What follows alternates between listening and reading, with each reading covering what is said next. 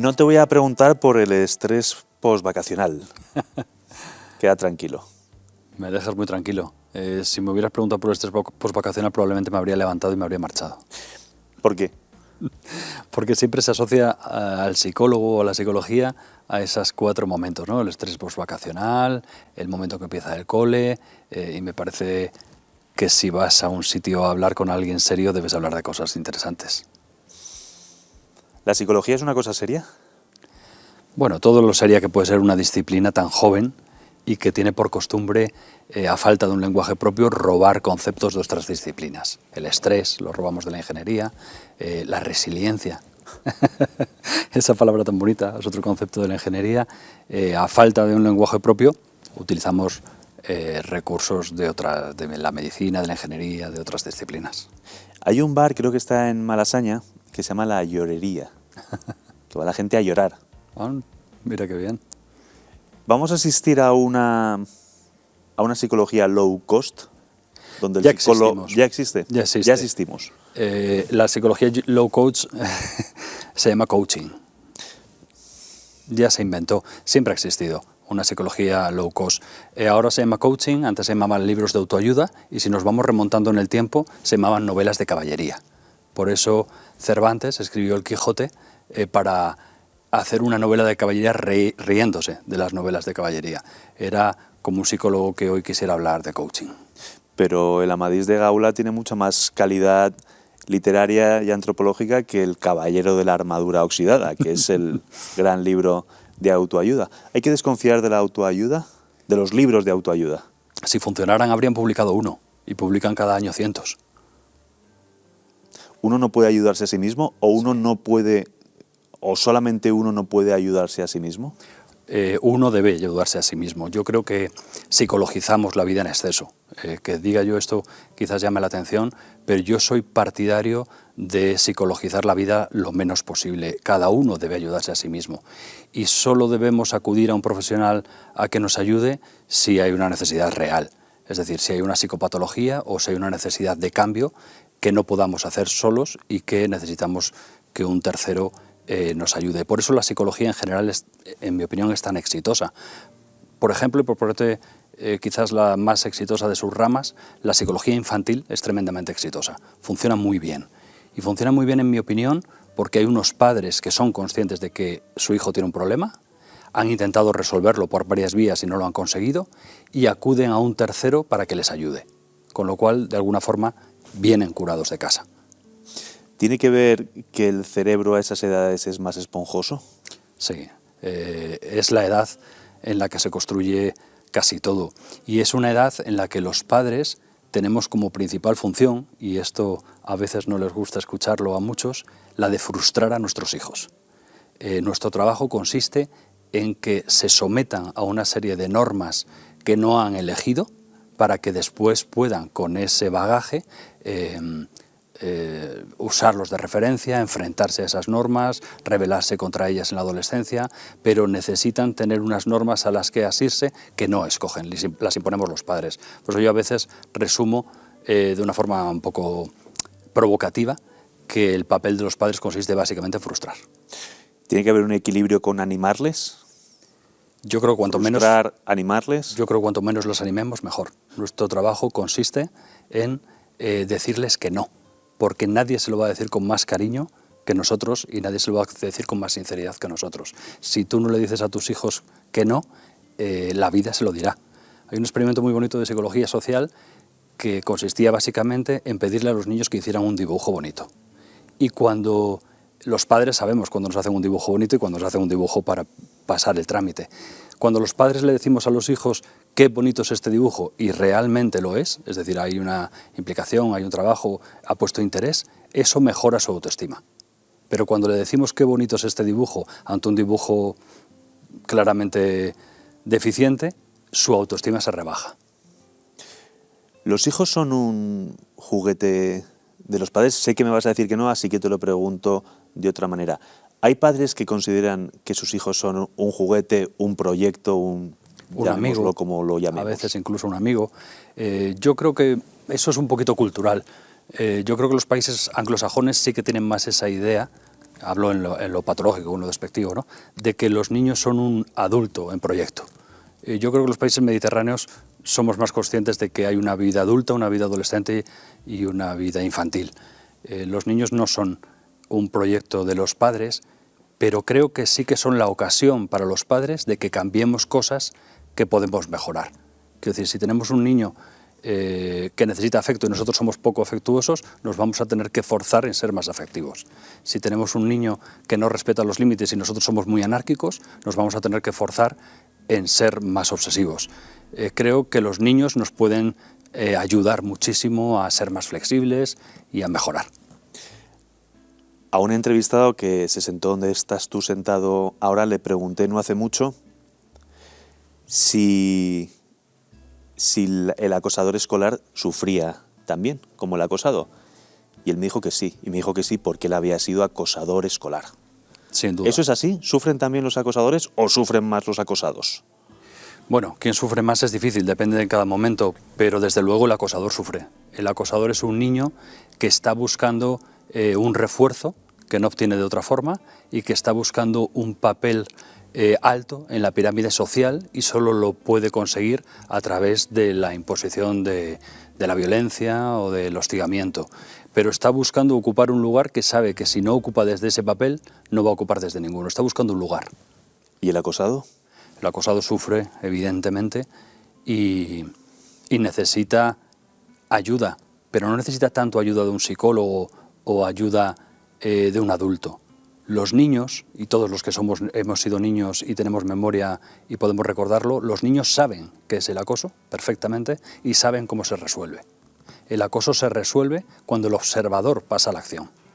Lo que tenemos que intentar, en lo que tenemos que ayudar a los niños, en mi opinión, es a que todos los observadores, que son todos los niños, pasen a la acción cuando un compañero suyo sufre. ¿Podemos hablar de la lacra del acoso?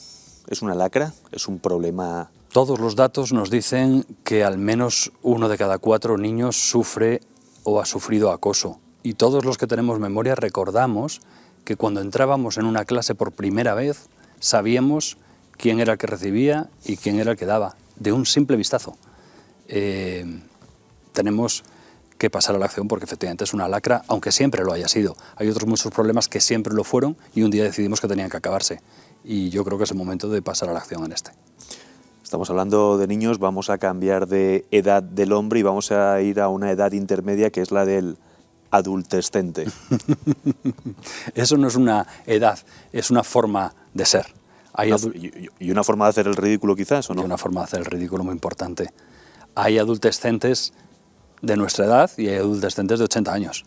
Hay personas que son incapaces de asumir sus responsabilidades con 12, que lo comprendemos y le apoyamos, y hay personas incapaces de asumir sus responsabilidades con 50 o con 60. Eso es un estado, una forma de afrontar la vida, una forma de huir de la responsabilidad. Es un poquito ese síndrome de Peter Pan que hemos utilizado algunas veces como concepto. ¿Se ha dado siempre o es un fenómeno nuevo? ¿Hace cuánto se escribió Peter Pan? Siempre ha existido adultos con una nostalgia de su infancia y sobre todo con una incapacidad para afrontar la responsabilidad de ser adulto, la responsabilidad de ser padre, la responsabilidad de dirigir su vida. Hay mucha gente que sigue siendo así y siempre ha existido. Si se puede, el cielo es el límite, y puede imaginarse, puede hacerse. ¿La publicidad está haciendo estragos entre los adultescentes? A mí me gusta mucho la de si quieres volar, despliega las alas. Yo durante mucho tiempo trabajé en una oficina que estaba en un segundo piso y en el primero había una cosa montada por el Ayuntamiento de Madrid que tenía un nombre muy prudente, que era la Catedral de la Innovación. Básicamente enseñaban a hacer blogs y a hacer cosas de estas, pero le llamaban de una cosa muy, muy bonita, la Catedral de la Innovación. Y debajo de ese título ponía, si quieres volar, despliega las alas. Yo cada día que subía, porque subía por las escaleras, daba gracias a Dios de que estuviera en un primer piso. Si quieres volar, ya puedes ir asumiendo que no tienes alas. Este es el trabajo de frustración que si no hacemos los padres, va a hacer la vida con la gente que entra en la Catedral de la Innovación y antes o después descubrirá que no tiene alas. Y con menos cariño lo va a hacer la vida, el trabajo. Con mucho menos cariño. La salud mental está comenzando a ser una cuestión de debate político. ¿Nos alegramos o no nos alegramos? ¿Te alegras como psicólogo? Yo creo que es importante hablar de salud mental. Los datos, yo durante mucho tiempo, cuando se decía la gente cada vez sufre más ansiedad, la gente cada vez sufre más depresión, por esta idea de no psicologizar la vida que te decía, un poco de antipsicólogo que tengo a veces, siempre lo minusvaloraba, siempre pensaba, bueno, llamamos ansiedad a cualquier cosa, bueno, llamamos depresión a cualquier cosa. Pero hay datos reales, sobre todo desde hace unos años, no digo que los anteriores no lo fueran, pero yo no quería profundizar o no quería creerlos a lo mejor, pero podemos medirlo en estándares mucho más claros. El índice de suicidios. Ese dato es perfectamente claro. Cada día en España se suicidan 10 personas y lo intentan 150, 180 personas. Eso se está multiplicando tremendamente. Sobre todo en la población adolescente, el aumento de psicopatología está siendo brutal. Hay una psicopatología previa a la pandemia y otra psicología posterior. Tenemos un grave problema de salud mental. Si nunca hemos vivido mejor, dirá alguno. ¿Eso es así? ¿Porque tengamos más comodidades significa que la vida sea menos dura? No necesariamente. Yo estoy de acuerdo en que tenemos más comodidades, sin la menor duda. Mi padre tiene 96 años, gracias a Dios está con nosotros, y mi madre también. Basta charlar un ratito con ellos. Mi padre entró en la Escuela Naval Militar cuando no había de nada. Tenemos que recordar que en la época de mis padres, no había de nada, no había trigo, no había oro, no había nada. Y hoy tenemos unas carreteras maravillosas, tenemos una sanidad espectacular, mejorable, sin la menor duda. ¿Qué está pasando, sin embargo, para que la salud mental sea claramente un problema mucho mayor hoy que en otras generaciones? Pues probablemente tiene que ver con las expectativas, con la consecución de esas expectativas y con la capacidad para sufrir. Por eso es interesante enseñar a nuestros hijos y acompañarles en el sufrimiento, entendiéndolo como forjar una personalidad fuerte. Durante mucho tiempo se dijo a los periodistas que no hablásemos de suicidios. ¿Ha servido de algo? Ha sido un error. Ha sido un error. Absoluto. El suicidio existe y es bueno hablar de ello. Claro, quizás lo que tenemos que explicar es que debemos huir del morbo, obviamente, pero debemos tratar el asunto con la seriedad que merece. Hablas de la psicologización de la vida. ¿Se generan muchas relaciones de dependencia entre el paciente y el psicólogo? Yo siempre... Por parte del paciente. Pues si es por parte del psicólogo tenemos un problemón, desde luego, y no te creas que no son casos que se han dado. Yo siempre le digo a mis pacientes, cuando hay un grado de confianza suficiente, cuando hay un vínculo suficiente, y a mí me gusta mucho usar el humor en terapia, yo siempre digo que el objetivo de la terapia es doble. Tenemos un primer objetivo y un segundo objetivo. El primer objetivo es que mis clientes estén bien y que lo estén pronto. Y el segundo objetivo es que yo me haga un chalet grande. ¿Sí? Estos dos objetivos, lo del chalet grande obviamente es broma, pero lo que estoy diciendo es que yo vivo de esto. ¿Sí? Estos dos objetivos tienen que ser complementarios, pero tenemos que recordar que el objetivo 2 va después del objetivo 1. Has hablado de clientes. ¿Ha sido un lapsus? No. A mí me gusta llamar clientes a mis pacientes, en ocasiones les llamo pacientes también, pero creo que hay que dotarles de la capacidad para el cambio. Paciente, al menos en mi forma de entenderlo, es alguien pasivo, alguien a quien le administras una medicación o a quien le administras una solución. Un cliente es alguien que tiene que cambiar por sí y yo le voy a acompañar en la medida de mis posibilidades en ese cambio.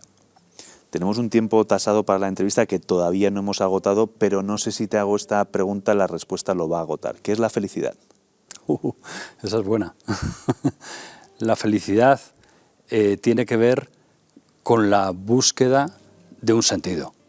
Los Monty Python hablarían del sentido de la vida. Es muy ambicioso probablemente el sentido de la vida, pero una vida sin sentido es imposible que alcance la felicidad.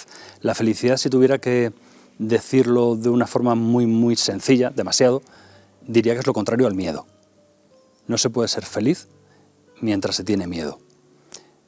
tampoco se puede aprender mientras se tiene miedo. Eso lo vemos en los casos de los niños que sufren acoso escolar. Hay una bajada de rendimiento cognitivo, de capacidad cognitiva ligada al miedo. Yo creo que la felicidad, si tuviera que resumirlo muchísimo, sería la ausencia de miedo, por un lado, y la búsqueda de un sentido de la vida. Un sentido que tiene que caracterizarse, en mi opinión, por 2 palabras. Estoy resumiendo tanto que probablemente es un poco ridículo, ¿no? Pero creo que la libertad y la coherencia son básicas para una buena salud mental que va ligada a la felicidad.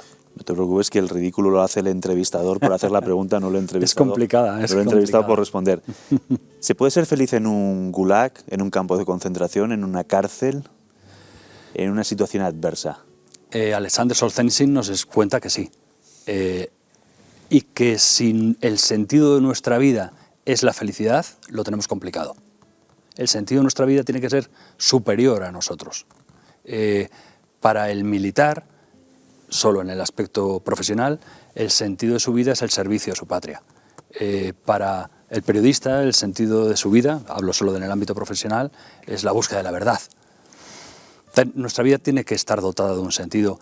Y Solzhenitsyn nos contaba en Archipiélago Gulag, que para mí es la gran obra del siglo XX, que todo el que carga con esa ideología que cree que la vida es la búsqueda de la felicidad está condenado a no conseguirla. ¿Crees que hay alguien que se arrepienta en el lecho de muerte de no haber hecho más horas extras en la oficina? Lo creo. Yo creo que la profesión es muy importante y desgraciadamente, afortunadamente nos define. Si tú y yo nos encontramos en una fiesta, seguramente me dirías, me llamo Gonzalo, soy periodista, y seguramente yo te diría, me llamo Ramón y soy psicólogo. Y soy psicólogo, pero soy padre, y tú eres padre, sí. Y somos españoles. Españoles, y del Madrid, o del Atleti, o incluso del Barça, quiero decir, hay gente para todo. Pero no eres del Barça, ni eres periodista, eres muchas más cosas, desde luego cosas mucho más importantes. La paternidad, la patria, la familia, hay cosas que dotan de significado tu vida y no es habitual que la profesión sea más importante que esas cosas. Pero yo creo que es muy importante escoger una profesión que nos acerque a la felicidad y no que nos aliene y nos aleje de ella. Pues es verdad que si alguien se nos presenta y nos dice soy padre, nos va a parecer un poco cursi, pero probablemente le defina más que su profesión. Sin la menor duda, o soy hijo, o soy aficionado a esto o a aquello. ¿Todos somos iguales o todos somos diferentes o todos somos iguales pero diferentes? Todos somos diferentes. Cada uno de nosotros es diferente. Yo creo que lo que define... verás que estoy un poco obsesionado por encontrar algunas palabras para definir cada cosa, pero lo que define lo humano es la diversidad, es decir, la diferencia. Cada uno de nosotros somos diferentes, y la fragilidad. No somos conscientes hasta que trabajamos, como es mi caso, con una asociación de personas con discapacidad intelectual o con daño cerebral, no somos conscientes de lo frágiles que somos. En este momento puede estar poniéndose en riesgo nuestra salud, cuando salga podemos tener un accidente, no somos conscientes de lo diversos que somos, todos somos únicos, y de lo frágiles que somos. ¿Y dónde queda la igualdad? La igualdad de derechos, sin la menor duda, pero no hay otra igualdad. Cada uno somos, en función de la suerte que nos ha tocado, de la capacidad que tenemos y del esfuerzo que hacemos, lo que somos en la vida. Pero es importante saber que nuestro esfuerzo influye notablemente en nuestra vida con los mimbres que hemos recibido. Hay quien dice, Ramón, que es una medida de higiene mental el decir lo primero que te pasa por la cabeza, el ser sincero, esa gente de yo soy muy sincero. Los asertivos. Los asertivos. Bueno, a mí la asertividad, entendida así, me parece obviamente mala educación. Tenemos que tener un filtro, tenemos que tener un respeto por la persona que tenemos enfrente, y a veces la asertividad se confunde con mala educación. Yo creo que es bueno que mantengamos nuestro criterio, es decir, que seamos agresivos, no violentos, pero sí agresivos, que mantengamos nuestro espacio, nuestra posición, siempre con educación y respetando la del otro, pero no que digamos todo lo que nos viene a la cabeza. ¿Y no que pretendamos que los demás sean como nosotros, aunque formemos parte de una minoría? Es otro tema precioso, el de las minorías y el de las víctimas. La victimización es una forma de poder. Siempre identificamos el poder como el poder desde arriba, Y cuando alguien se nos impone desde arriba de una forma dogmática, autoritaria, dictatorial, es muy claro que tenemos la posibilidad y casi el deber de rebelarnos. Pero hay otra forma de poder que es el poder desde abajo, y es el victimismo. Y se ejerce el mismo poder desde arriba que desde abajo. Tenemos que buscar relaciones equilibradas, igualitarias, en las que consideremos la opinión del otro al menos tan válida como la nuestra. Cuando empezamos a considerar que nuestra opinión es más válida que la del otro, empezamos a incluir la ideología, que es probablemente una moral castrada. ¿No es lo mismo ideología que creencia? No. La ideología es una moral que justifica nuestros actos, que justifica acabar con los judíos para los nazis, que justifica el gulag para los comunistas, que justifica la censura para los censores. Eso es la ideología, una moral castrada. La moral, bien entendida, de lo que parte es del respeto.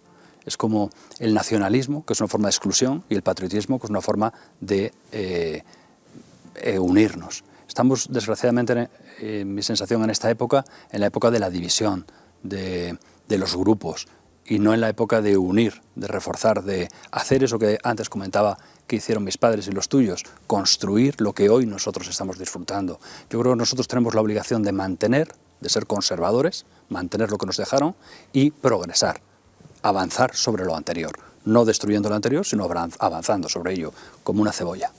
Esa división se ha llevado también a los sexos o a los géneros. No sé si utilizar sexos o géneros. ¿Qué es lo correcto? Me provocas. Te provoco. Las clases sociales nunca existieron. Yo no sé cuál es tu clase social, tú no sabes cuál es la mía. No sabemos cuál es la clase social de los espectadores de tu programa, de ninguno de ellos. Hay una etiqueta muy cómoda que es clase media, y ahí cabe todo. Ahí cabe todo, ¿no? Ni siquiera Marx pudo definir qué era una clase social. Cuando el postmarxismo ve cómo cae el muro de Berlín y ve cómo se deshace esa fantasía totalitaria, inventa un nuevo concepto disgregador. El género no existe, como las clases sociales no existe. Y nos hemos pasado 100 años muriendo por un concepto como el de la clase social. Espero que no nos pasemos otros 100 años muriendo por otro concepto disgregador que no está bien ni mal, no existe. Hay un último grupo que me encanta. Cuando yo estudié la carrera había 33 géneros, hoy vamos por cientos. Y llegaremos a un punto en que haya 6.000 géneros, tantos como personas, 6.000 millones de géneros. Hay un concepto muy bonito que son los no binarios, el género no binario. El género no binario quiere decir, si yo lo he entendido, que hay una serie de personas que no se consideran de ninguno de los dos géneros. Por lo tanto, están los no binarios y los binarios. Una división binaria. Yeah. Volvemos a caer en todo este tipo de paradojas. Los géneros no existen. ¿Y la biología existe? La biología existe porque nos reproducimos por reproducción sexual, no por Nosotros esporas. nos examinamos de biología en su momento. Y podemos hacer chascarrillos sobre esto, pero a día de hoy hay profesores de biología que encuentran serias dificultades para hacer su trabajo. Porque explicarle a los adolescentes hoy en día que nos reproducimos sexualmente, que existen dos sexos, que nos reproducimos sexualmente, no por esporas, se ha convertido en un conflicto, como explicar que tenemos una atmósfera que rodea la Tierra o que la Tierra no es plana. ¿Eso se va a acabar en algún momento? ¿Este chiste malo se va a terminar? Yo creo que es importante que no caigamos en la discusión sobre los géneros, sino que vayamos siempre un pasito atrás. En general, la corrección política. Claro. Estamos llegando al punto en que la universidad es un lugar en el que no se pueden debatir ideas. Ni siquiera, ya no digo disparatadas o no disparatadas, ideas. Es necesario que forjemos un carácter en nuestros niños para que sean capaces de enfrentarse a ideas que no les gustan, que les repugnan o que les parecen absolutamente impresentables. Esa es la idea, que podamos dialogar. No quiero hacer un pronóstico catastrofista y tampoco quiero que lo hagas tú, pero sí tengo que hacerte una pregunta. ¿Determinadas ideologías van a nutrir de pacientes / clientes las consultas de los psicólogos? Ya los hacen. Nos llegan padres y chicos que no son capaces de afrontar sus dificultades porque no son capaces de renunciar a ideologías, que parten de cuestiones que no son válidas. ¿Todo es relativo? Casi nada es relativo. Casi todo es como el sexo. Hay dos sexos. Pues con la relatividad pasa lo mismo, tiene que ver un poco con el posmodernismo o con este momento en el que todo es fluido, todo es confuso. Los jóvenes y sobre todo los niños necesitan, como te decía antes, adherirse a un sistema de valores para después, insisto, rebelarse, abandonarlo, cambiarlo, pero necesitan adherirse a unas normas y a una forma de entender la vida clara. ¿La infelicidad de muchos es la felicidad de unos pocos psicólogos? Espero que no. La infelicidad nos trae muchos clientes, pero nosotros vivimos en este mundo. Deberíamos y debemos, y espero que lo hagamos, no contribuir a esa infelicidad e insistirle a la gente en que busque en su interior y que busque en sus valores eso que tiene que estar por encima de ellos mismos. Si no tenemos algo que nos supera, es difícil tener una vida plena y tener una vida feliz.